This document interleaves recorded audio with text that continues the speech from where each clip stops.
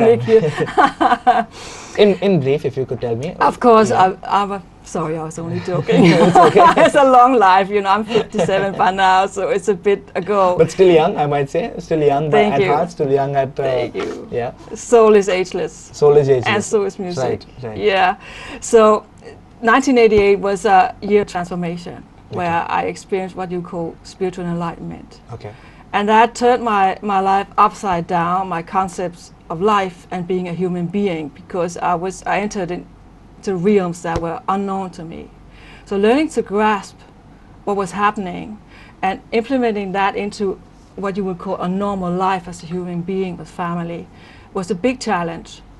I was not born with a cocksure musicality and to stand up and sing, so I had to work a lot on myself to find the courage to make my own music in a surrounding who would expect you to be conform, also musically. So there was a lot of personal growth work going on, along with songs coming as inspiration. Which would be your own songs? Your Only songs. my own songs, so-called my own songs, but okay. I'm an instrument okay. of the universe and God. So how would you write a song? How do you write a song? Pick up a guitar or the chords just come to you? Or? It comes, so it's never, it's a feeling I express. Okay. If you say, I have to write a song, I have to write a song right now, does it come then? No, forget it. It goes the other way around. It is not an intellectual decision to write a song, and to write it literally would be wrong to say, because it's an inspiration that comes, that I have to surrender. I feel I have matters going on in me that concern me. And all of us need to come out musically. It urges to come out. It demands to come out. Okay. So I have to surrender to this, and I had to learn how that will happen. Okay.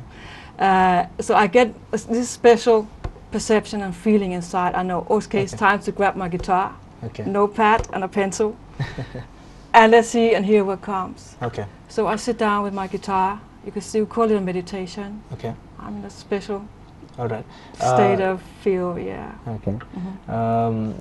2004 was the year that your first album was released. Yes. It took you so long, it took you 16 years to release your first album. What was the reason behind that?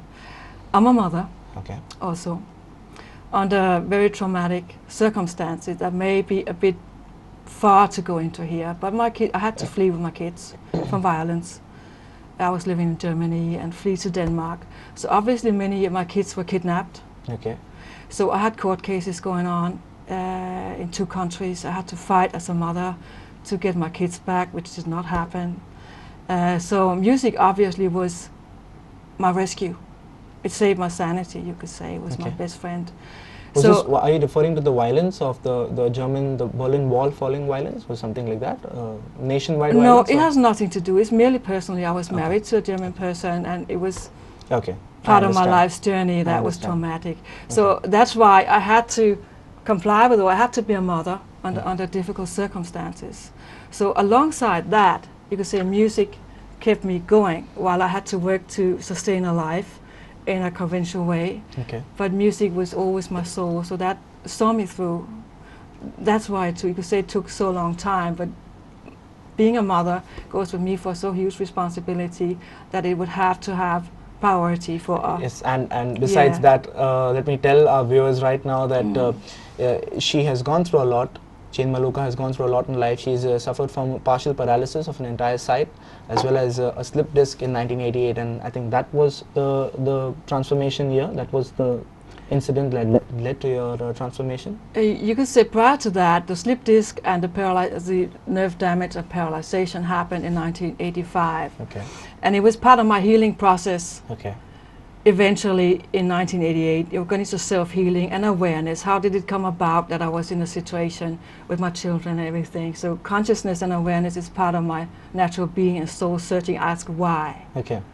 And during that healing process and educating myself as a healer, also as a spiritual healer, in 1988, you could say 3 years later, the enlightenment experience came and the calling. But I healed myself up. I'm a fighter. Okay, and history will go down to remember such fighters. Lance Armstrong, one of them, who fought cancer, came back to Tour de France and actually won it.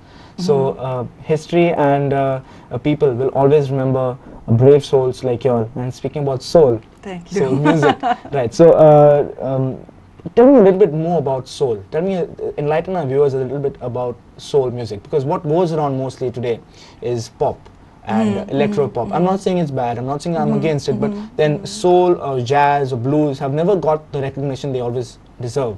So, what do you have to say about that?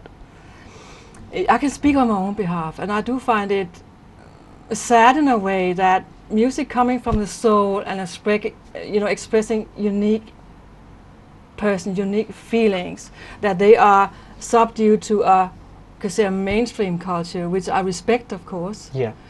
But to me, the soul deserves recognition. And when I look into the world today, it's lack of soul that we have the imbalances around. Right. And music is a strong medium of transmitting messages. Correct. Absolutely. And what touches me is the soul in the music. It's the sincerity, what comes deep from in the hearts of an artist. That's where I come from, and that's what's touching me. And it deserves more recognition. Right. Absolutely. And then, as you were saying, as Jane was saying earlier, that she struggled through life, and that's what took 16 years. That's what took her 16 years to release her first album. Many might think that many mainstream artists release their first album immediately after they burst onto the scene. But in case you're thinking it's that easy for everybody, well, look at Jane Maluka. It's not easy, but still fighting against adversity and releasing an album is quite a big achievement for any artist, for any person who any day picks up a guitar and says, I want to become a singer, or I want to form my own band. So it's a real pleasure to know this fact that there are people, there are self-made people who've not got it easy right from small. And my next question to you would be peace. You talk about peace very passionately. You talk about healing the world through your music, through your sound, and getting the people united. But there have been a lot of peace messengers in the past, a lot of them. Yes. Michael Jackson is one that snaps straight to your mind, the late, great Michael Jackson. Yeah. He spoke a lot about peace. The Beatles, John Lennon spoke a lot about peace, but there's still war ravaging around the world. There's still violence ravaging around the world. Do you think your music has managed to change the world in a certain way, or do you think it's just going as water on duck's back? Do you think there's a change with your music? Do you think that you can effect a change in the world with your music? I hope, otherwise I wouldn't do it. Okay. And I sincerely